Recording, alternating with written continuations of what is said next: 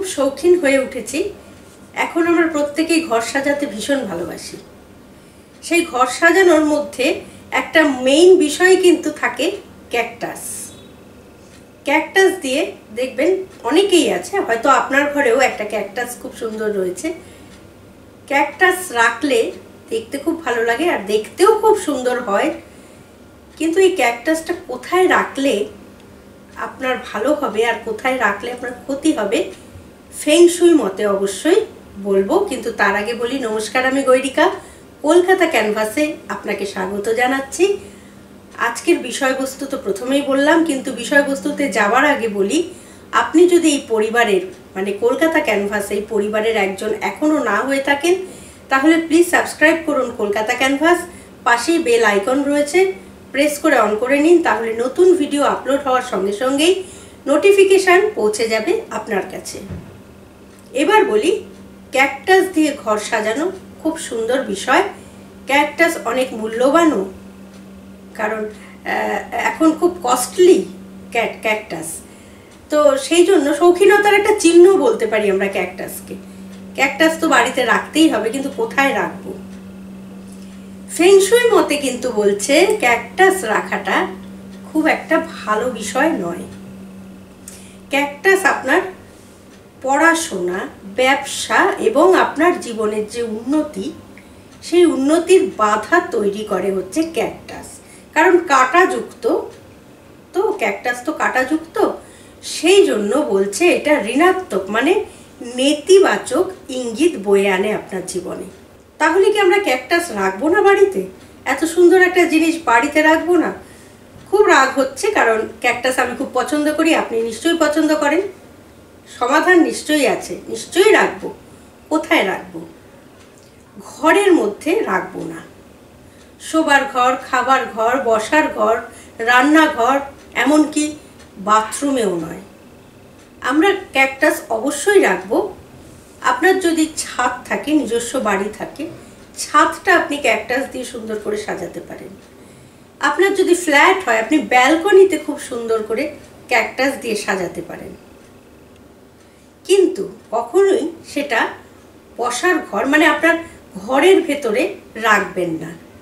বদ্ধ কোনো জায়গায় ক্যাকটাসকে রাখবেন না। ঘর তো আমরা দরজা বন্ধ করে দিই, ফ্ল্যাট সবসময় আমাদের দরজা বন্ধ থাকে, সেটা করবেন না। আপনি খোলা জায়গায় রাখুন। ব্যালকনিতে আপনি খোলা জায়গা পাচ্ছেন, সেখানে ক্যাকটাস রাখুন।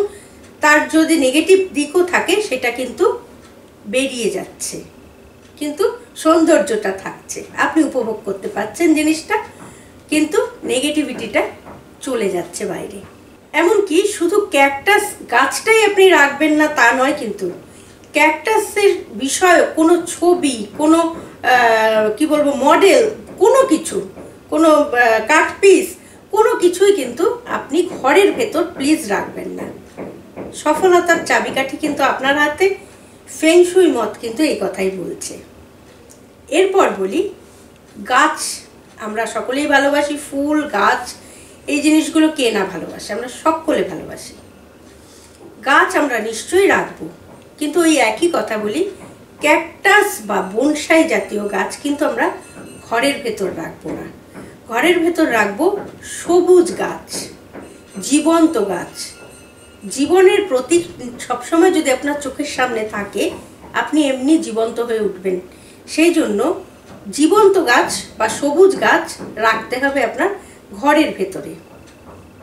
ফুল দিয়ে আপনি ঘর সাজাতেই পারেন। বিশেষ করে কোনো অসুস্থ ব্যক্তির যদি ঘর হয়, সেখানে আপনি একটা ফুল রাখলেন, কিন্তু যদি সেই ফুলটা আপনার তাজা ফুল নাও হয়, আপনি শৌখিন ফুল রাখুন না, কোনো অসুবিধে নেই।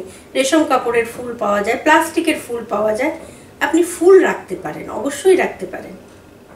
আর গাছ রাখলে সবুজ গাছ রাখবেন। কিন্তু ফুল গাছ রাখার সময় মাথায় কিন্তু একটা জিনিস রাখতে হবে, ফুলটা যদি শুকিয়ে যায়, বাড়ির কোথাও ফুল গাছ আপনি করছেন, ধরুন ছাদে করছেন, টব, সুন্দর সুন্দর ছোট ছোট টবে আপনি ফুল করেছেন, সেই ফুলের কোনো একটা ফুল গাছ শুকিয়ে গেছে ফুলগুলো, আপনি কিন্তু সেইটা মায়া করে রেখে দেবেন না, সেই গাছটা কিন্তু ফেলে দেবেন। বা বাড়িতেও কোনো শুকনো ফুল দিয়ে অনেক সময় আমরা সাজাই, ঘর সাজাই, অনেক কিছু করি, সেটা করবেন না। তাহলে আপনার নেগেটিভিটি আসবে। আজকের ভিডিওটা যদি ভালো লাগে লাইক করবেন, শেয়ার করবেন, কমেন্ট বক্সে কমেন্ট দেবেন কেমন লাগলো, এবং ফেংশুই মত নিয়ে আরও আমি এগোবো কিনা এটাও কিন্তু আপনাদের মতামত আমার প্রয়োজন।